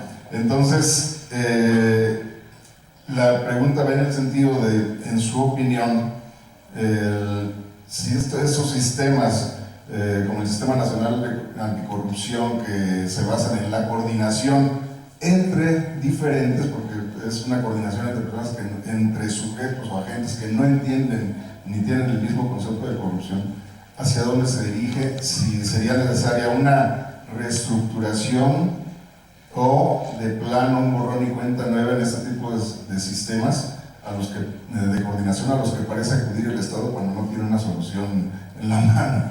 Gracias. Hacemos una participación, 2 participaciones más aquí adelante. Gracias. Bueno, como somos pocos, voy a tomar nuevamente la palabra. Muchas felicidades por la mesa. Esperamos el libro, el resultado de estas ponencias. Igualmente a la compañera de Colombia. Son temas que nos van a ayudar mucho en nuestras investigaciones. Igual que el colega hizo la pregunta sobre la necesidad de pensar si es necesario refundar la estructura municipal de este país, me viene a la mente el asunto de la política pública para refundar el país, porque realmente sí se requiere. Sin embargo, tenemos dos momentos en que eso nos llama la atención, si es necesario o no refundar este país. Uno, cuando se cumplieron los 100 años de la Constitución de 1917, en el 2017, la UNAM llegó a la conclusión de que la Constitución debe ser vigente. La misma Constitución que se fundó en el Congreso Constituyente de 1917, aun cuando es Vox Populi, que tiene muchos parches y lo que sea, se mantiene, y es la conclusión a la que llegaron juristas, creo que mucho más capacitados que nosotros, al menos hablo por mí, y me parece que fue muy importante eso, ¿no? Otro momento, cuando el expresidente López Obrador se le preguntó, ¿va a llamar a un nuevo constituyente? Y él dijo que no. Y por otro lado tenemos un tercer elemento. Bolivia y Venezuela sí refundaron sus estados-nación. Bolivia cambió el nombre llamándole Estado Plurinacional de Bolivia, y ahorita está en crisis ese modelo. Hay un cambio de gobierno, aunque no se ha cambiado la constitución, y en el caso de Venezuela pues no se diga, ¿no? O sea, hubo un cambio de la constitución, pero bueno, después también hubo un manejo muy perverso, y actualmente hay una crisis terrible por lo que pasó a principios de año, cuando de plano Estados Unidos intervino de una manera muy agresiva, ¿no? Entonces, yo no sé si realmente vamos hacia la refundación de nuestro país, o estamos ante esta interculturalidad como discurso, como bien decía Laureano, ¿no? O sea, instrumental, y que no nos está llevando a una refundación del poder y de la política pública. Gracias. Muchas gracias. Una participación más. Levantó por microsegundos la mano la dama y después.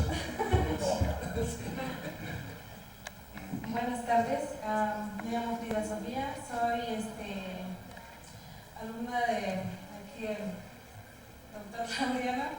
Yo vengo de una comunidad, una comunidad que se llama Panchisteol, municipio de Tila, Chiapas. Pues escuchar las ponencias esta tarde fue maravilloso. Bueno, solo para dar unos ejemplos de lo que dijo los doctores sobre la interculturalidad. Creo que sí es necesario que haya un diálogo, ¿no? Porque las comunidades, para entender a las comunidades originarias es muy compleja. O sea, lo que pasa en mi comunidad no es lo que pasa en el ejido, no es lo que pasa en otras comunidades. O sea, por ejemplo, en mi comunidad, cuando se nombra algún representante, antes, cuando yo llegaba, cuando estaba más chiquita, yo llegaba a las juntas, a las asambleas con mi papá. Ahí veía cómo se nombraban los representantes, cómo es el ejidatario, el comisariado ejidal, perdón, y la gente rural se llevaba por medio de consenso. Se nombraba y ya así las personas estaban, pues sí, así querían que esa persona tomara ese cargo, pues levantara la mano. Pero hoy en día ha cambiado todo eso. Ya es por medio de que, no sé si le podría llamarle como padrino. Antes de salir, el que deja su cargo, ya tiene nombrado a alguien. Entonces ya nada más en la asamblea se nombra. Entonces ya es cuestión de que las personas lo aceptan. Pero he visto que cuando se trata de asamblea general, se rechaza. Porque es ahí donde todos los ejidatarios pues tienen que dar su voz y voto. Entonces cuando pasa eso es porque si lo ven de una manera muy rara, lo tienen que expulsar dentro del ejido, porque eso podría vender los recursos minerales que existen dentro del ejido que se llama ejido Chuno Juárez, porque actualmente existe una mineral que es uranio. Entonces es tienen que ser muy precavidos al nombrar un representante del ejido. Otro que quería, ya se me fue, pero eso es todo. Gracias. Gracias a ti.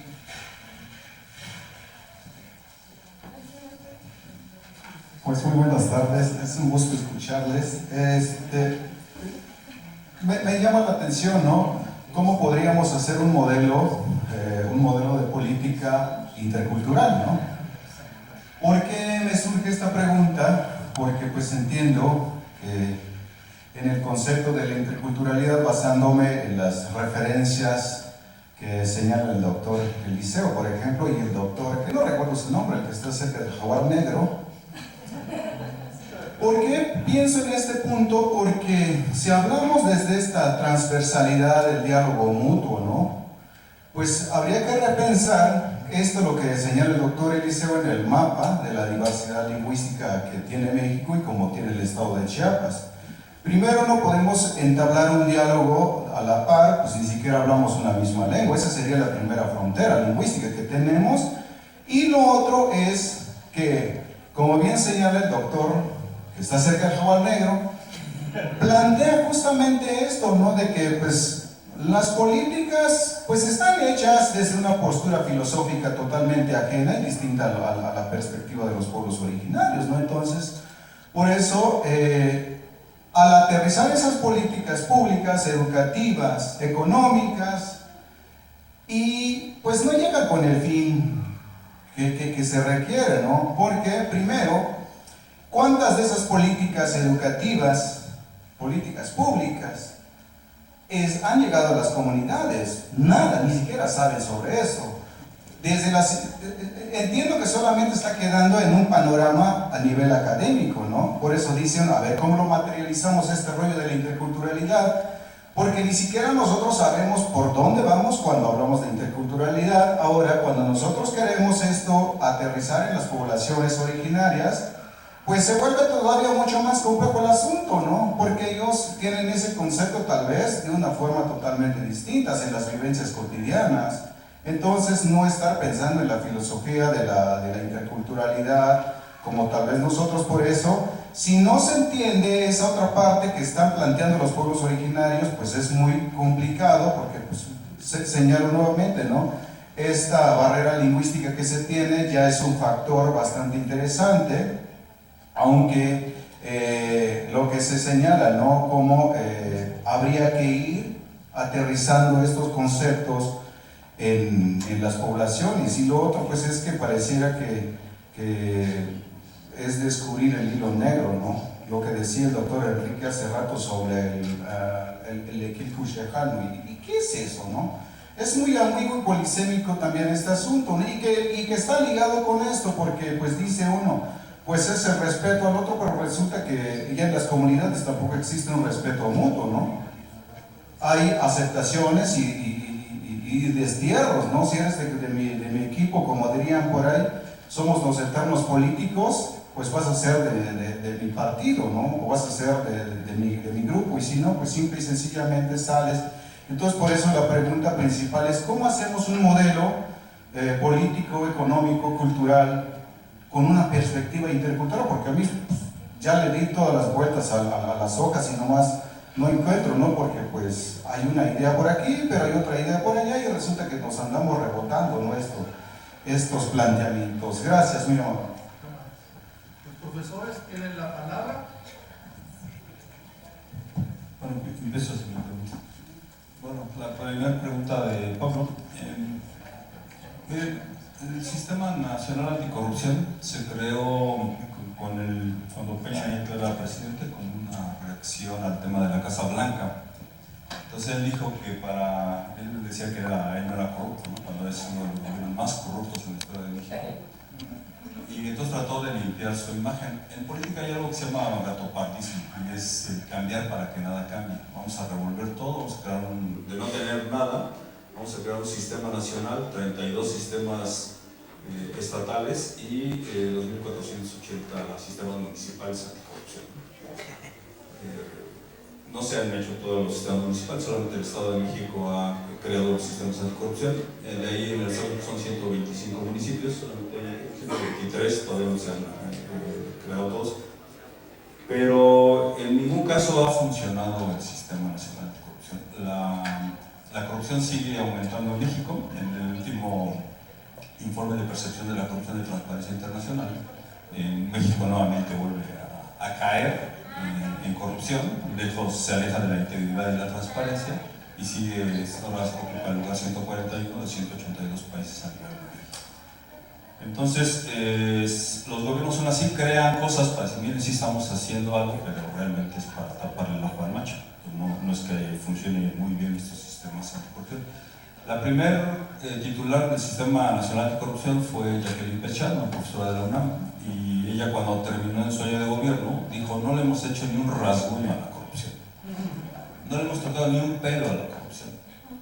Es más, no la dejaron. Ella quiso sancionar o hacer una llamada de atención precisamente a Peña Nieto por haber comprado el programa Pegasus a Israel y haber espiado a ciudadanos y a periodistas, y no lo dejaron. ¿Y esto qué pasa? Que dentro de las estructuras de los sistemas, entre comillas, anticorrupción, hay grandes corruptos. Entonces, decir al corrupto que acabe con la corrupción, pues es un poco absurdo. Entonces, cuando uno ya hace un análisis más profundo de cómo operan esas instituciones, pues realmente es de risa. Entonces, no creo que vaya por ahí. Y en algunos lados ya no se están renovando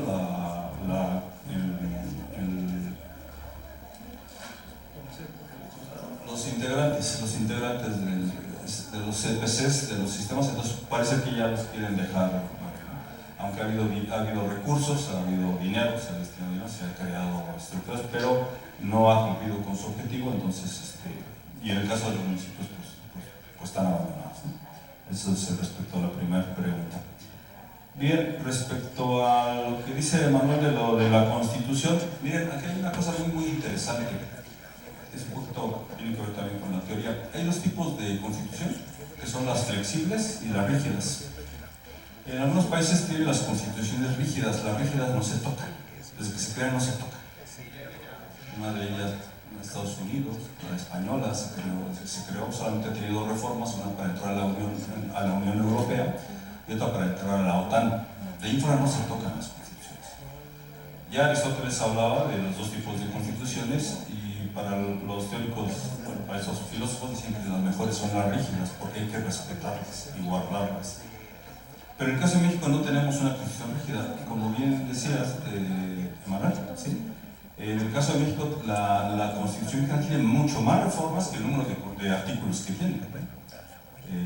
Y de hecho, el presidente que llega, el presidente que ya trae sus reformas para ajustar la Constitución a su criterio propio, a su gusto. Aquí se hace la Constitución al gusto del gobernante. Y eso es perjudicial para el Estado. Porque cada presidente que llega, pues juega con la Constitución. Pero el problema no solo es el presidente, son los legisladores, son los senadores, son los diputados. Incluso yo he dado clases en la Facultad de Derecho y los chavos o que se reforman el artículo tal. Todo el mundo hay una especie de cultura por la reforma de la legislación. Y así no estamos respetando la ley. Y lo cual para mí es terrible. Yo no soy abogado, pero respeto la Constitución. Yo creo que las leyes son básicas, son importantes, son las reglas del juego para que una comunidad pueda vivir en la armonía. Pero si no respetamos las leyes, creo que eso es grave, ¿no? Y bueno, pues en ese sentido, y pasa alguna cosa muy interesante. Tenemos legisladores como Cuauhtémoc Blanco, por ejemplo, que dicen que gobernaba con las patas, por ejemplo. Y como él, hay varios, y se les ocurre reformar tal artículo y hacer cosas. Entonces, hay gente que no sabe de leyes, pero hace estas cosas. Entonces están destruyendo a nuestro país. Y obviamente pues hay cabilderos, hay lobbies que les pagan a sus diputados también para reformar y perjudicar al Estado. Entonces yo lo que veo es que a mediano o largo plazo se está desintegrando nuestro país, la Constitución, la ley, y eso es terrible. Y así no quisiera hacer escenarios del futuro, pero las cosas no son halagüeñas, ¿no? En este tema de varios temas, corrupción, violencia, vean el tipo de personajes políticos que tenemos, ¿no? Simplemente por poner un ejemplo, Trump, ¿no? Tipo racista, clasista, misógino, pedófilo, y gobierna. Y ese es el perfil de políticos a nivel internacional. ¿Hacia dónde vamos? Tipo mentiroso, en su primera administración dijo 30.573 mentiras, así documentadas, y salió en el New York Times. ¿No? Esos son los perfiles de los políticos argentinos. ¿Hacia dónde vamos? Pues creo que los escenarios se saben o no son nada halagüeños. Bien, respecto a lo que dice Frida Sofía, bueno, pues sí, efectivamente en las comunidades originarias también ya llegó la corrupción, se están perdiendo muchos valores, y en todos los partidos políticos, en los medios, etc. Se sabe que tanto las empresas como los cárteles codician las tierras y codician los minerales que hay dentro de estas comunidades, y pues también ya compran a los líderes para quedarse con esas propiedades, ponen sus grandes proyectos eólicos, etcétera, y luego ya cómo los sacas, cómo sacan esas empresas. Entonces hay estrategias de corrupción precisamente para apropiarse de las riquezas de las comunidades. Y bueno, yo creo que el ejemplo de esta comunidad de Michoacán, Cherán, creo que es algo muy bonito. Precisamente dijo, no queremos partidos políticos, nosotros no tenemos que gobernarnos por nuestros usos y costumbres, y fuera políticos. Creo que ese ejemplo hay que rescatarlo y hay que reproducirlo. Y bueno, la pregunta del último compañero, que no creo que no dijiste tu nombre. Soy Antonio. Antonio. Sí. Me parece que tu intervención es muy bonita. Yo la trasladaría a una pregunta. ¿Se puede hacer una política de interculturalidad? Y yo creo que la respuesta es no. Tendría que ser muchas políticas de interculturalidad, porque cada pueblo, cada cultura es diferente y hay tantos temas. La realidad es muy compleja, entonces creo que hay que ir con lupa para ir viendo cómo, en dónde, etc. Y esto pues lleva mucho tiempo. Muchas gracias, doctor Oscar Diego. Tenemos también a distancia desde Colombia a la maestra Gladys Amparo Morales, a quien le ruego haga uso de la palabra para reaccionar ante los comentarios que se han vertido aquí en el auditorio. Profesora, adelante.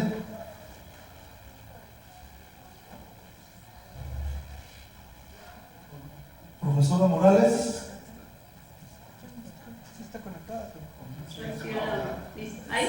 Ahí ya se le escucha. Adelante, profesora. Con respecto a la primera pregunta sobre el marco anticorrupción, en Colombia pues nosotros tenemos un marco legal anticorrupción muy sólido, pero prácticamente aplicar esos, el reto está en la aplicabilidad de esa normatividad y hacer un cumplimiento efectivo en todos los niveles, porque pues la corrupción eso se ha venido permeando desde el nivel nacional a las regiones, y sobre todo en Colombia, porque Colombia tiene pues varias regiones y tenemos unos territorios periféricos, y en esos territorios periféricos es donde mayor abunda la corrupción. Y ahora, como en los territorios indígenas también manejamos dinero del Sistema General de Participación que viene directamente hacia los territorios indígenas, y ya las comunidades indígenas pues también manejamos recursos de las políticas públicas, pues resulta que este marco pues también nos está afectando y está permeando esas conciencias de las comunidades indígenas, aunque nosotros tenemos un lema en la administración que nosotros tenemos que administrar los recursos públicos con el corazón. De esa forma pues no afecta el bien público, no afecta la colectividad. Pero más sin embargo, pues uno ve que los líderes salen con camionetas, salen con fincas, salen con ciertos bienes que muchas veces no les alcanza el sueldo para un sueldo que se ha designado, pero sí pues salen con muchos bienes que uno dice, uy caramba, como que les está yendo muy bien. Y pues si a nivel del Estado les queda muy difícil controlar la corrupción, pues a nivel de comunidades indígenas para nosotros esto es nuevo. Para nosotros, dentro del sistema de gobierno propio, tendríamos que nuevamente repensar o construir una política interna para poder castigar, y ya no con, pues, en la medida que nosotros hacemos justicia propia, pues muchas veces las comunidades indígenas, pues mediante asamblea, hacen pues ciertos castigos que los inhabilitan para ocupar cargos públicos durante 10, 15, 20 años, pero pues son sanciones que muchas veces quedan en el papel también. Por lo tanto, pues nosotros tendríamos que pensar en cómo aplicar esa normatividad tanto fuera como dentro de los territorios para que se pudiera pues se pudiera evitar y se pudiera mitigar este riesgo. Con respecto a los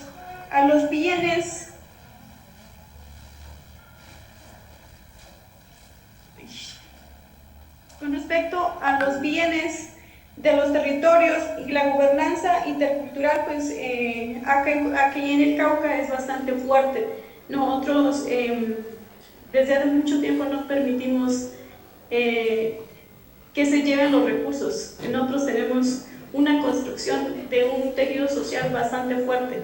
Nosotros no permitimos esa permeabilidad o de esas políticas extractivistas que han operado en otros departamentos. Aquí en el Cauca pues es bastante fuerte, por lo tanto cualquier cosa que pase en los territorios pues las comunidades reaccionan, los líderes reaccionan, las organizaciones sociales reaccionan, a diferencia de otros departamentos donde es débil el tejido social, por lo tanto pues siguen sucediendo esas cosas. Eso pues serían esas dos preguntas que capté sobre lo de anticorrupción y sobre los recursos y los bienes comunitarios que hay en los territorios indígenas. Muchísimas gracias, maestra Gladys Morales, le apreciamos mucho su intervención y a continuación cederemos el uso de la voz para que nos compartiera al profesor Víctor Hugo Rodríguez. Gracias. Pues qué interesantes preguntas, la verdad es que justo este tipo de ejercicios uno viene a realimentarse, a encontrar nuevas perspectivas y yo siempre he dicho que cuando expones, si tienes una buena disposición aprendes más de lo que compartes y créanme que las preguntas me han hecho justamente llegar a esa reflexión mayor el conocimiento que me llevo más allá de lo que yo expuse. Y bueno, dicho esto, voy a tratar de responder muy concretamente a preguntas sumamente profundas y enriquecedoras. Y voy a empezar al revés, si me lo permiten. Antonio, ¿se puede generar un modelo de política intercultural? No solo se puede, se debe. Pero entendiendo algo muy concreto, no puede ser, así como dice la palabra, ese gran modelo nacional. Tiene que partir de realidades situadas. Porque si recuerdan, yo les hablaba al inicio de la diversidad y que en esa diversidad se encontraba la riqueza de las naciones. No tiene que ser un gran modelo que encuadre a todas las regiones y a todos los grupos poblacionales, sino tiene que partir de realidades situadas. Si no partimos de realidades situadas, va a ser muy complicado que busquemos un modelo de política distinto, ya no es intercultural, un modelo de política distinto al que tenemos. Dicho esto, ¿cómo creo que se va a hacer? Para que, como tú lo dijiste, no solamente hablando desde la filosofía intercultural, sino tratando de aterrizar un poco más a cómo se deben hacer las cosas, también voy a tratar de ser muy concreto. Invirtiendo en la matriz de relación política-sociedad que tenemos en este día, que tenemos actualmente en nuestro país. ¿Cuál es esa matriz? Es bien sencillo. ¿Bajo qué prácticas político-sociales nos desenvolvemos? Pues con las que se construyeron durante el siglo XIX y gran parte del siglo XX. ¿Quién gobernó mayoritariamente el siglo XX en este país? Bueno, eso ha sido siempre, pero políticamente aquí el PRI. Y alguien ha dicho que pues el PRI ya está por morir. Y yo siempre les he dicho que el PRI está más vivo que nunca. Renació, resucitó, resurgió con esas prácticas políticas que construyó en el siglo XX. Hoy están más fuertes que nunca en los nuevos partidos en el poder. Es decir, el Primor, el Partido Verde, que el Verde no tiene nada, ya lo dije, y este otro partido satélite del Partido del Trabajo. Han reproducido y recrudecido las prácticas que se fundaron en el siglo XX. Hoy estamos en el siglo XXI y seguimos con ese modelo de política. Entonces, justo es ahí en donde podemos reconstruir nuestra forma de relacionamiento político. ¿Cómo? Pues ya, para empezar, algo que promovió el PRI, esa cultura de alabanza al político en turno, al presidente, al gobernador, al diputado, pues ya hay que dejar de hacerlo. Hay que ver a los funcionarios como lo que son, servidores públicos, trabajadores del Estado. Dejemos de reverenciarlos. Y apenas voy empezando, ¿verdad, Antonio? Esa sería mi primera propuesta para invertir esa matriz política. Dejemos de reverenciar al político.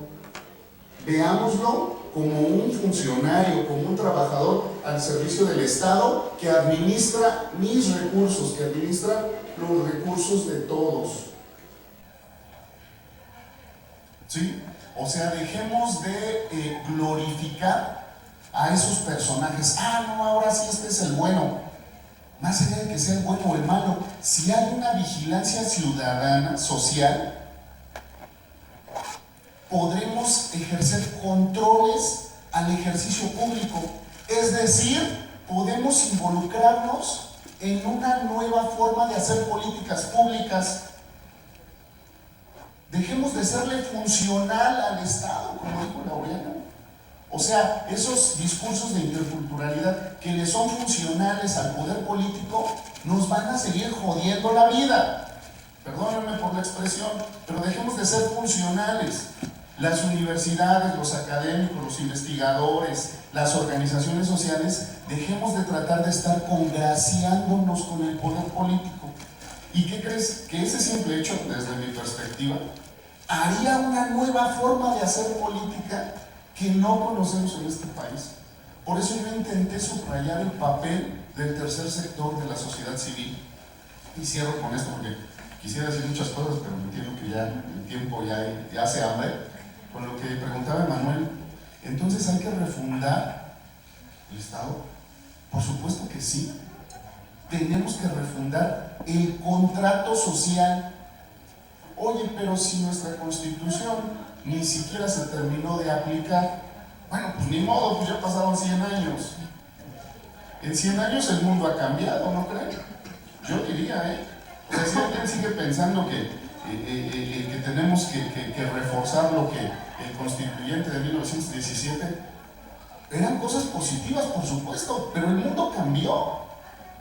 Ya pasamos 2 guerras mundiales, hemos pasado distintos paradigmas políticos, económicos.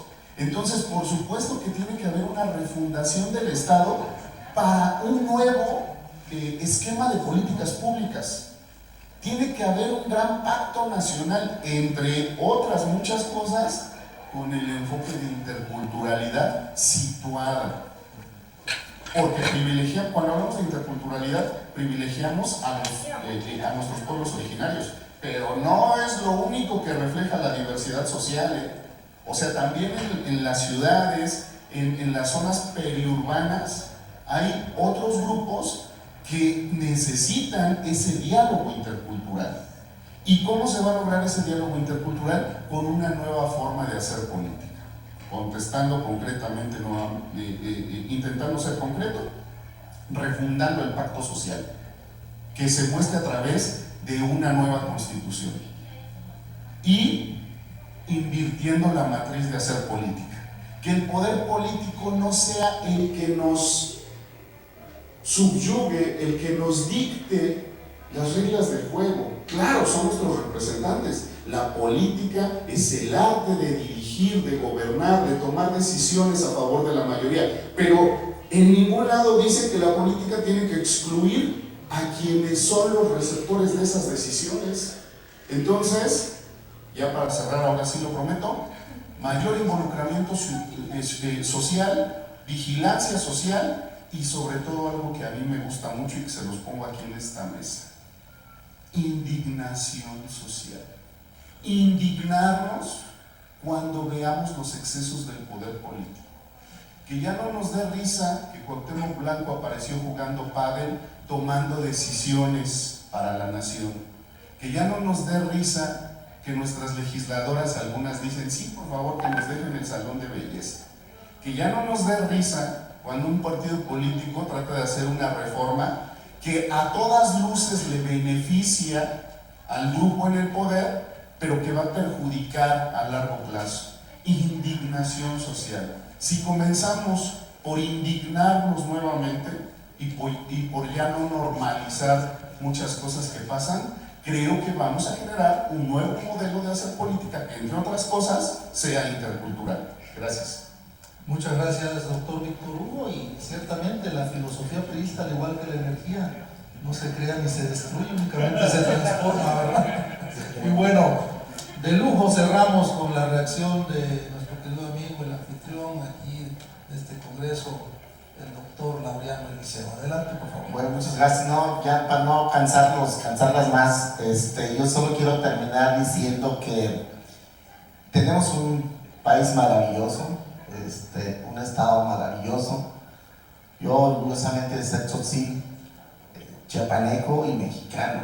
Quiero mucho a mi país y hay que transformar.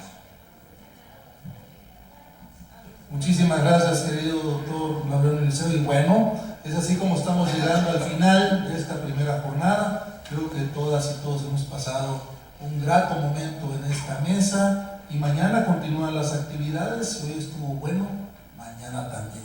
Y quiero agradecer al comité organizador del Congreso Internacional sobre Interculturalidad 2026, el que nos hayan invitado, a quienes estamos acá, también a la profesora Gladys Morales, que se nos une desde Colombia vía Zoom. Y quiero agradecer, por supuesto, a la doctora Guadalupe Rodríguez Galván, directora encargada de la Facultad de Ciencias Humanas para el Desarrollo Intercultural Sostenible. ¿Lo dije bien? Gracias. Y también, por supuesto, al cuerpo académico de la facultad, al cuerpo de administrativos que hacen posible este evento. Y bueno, quedamos despedidos por hoy. Que pasen todas y todos muy buena tarde. Muchísimas gracias.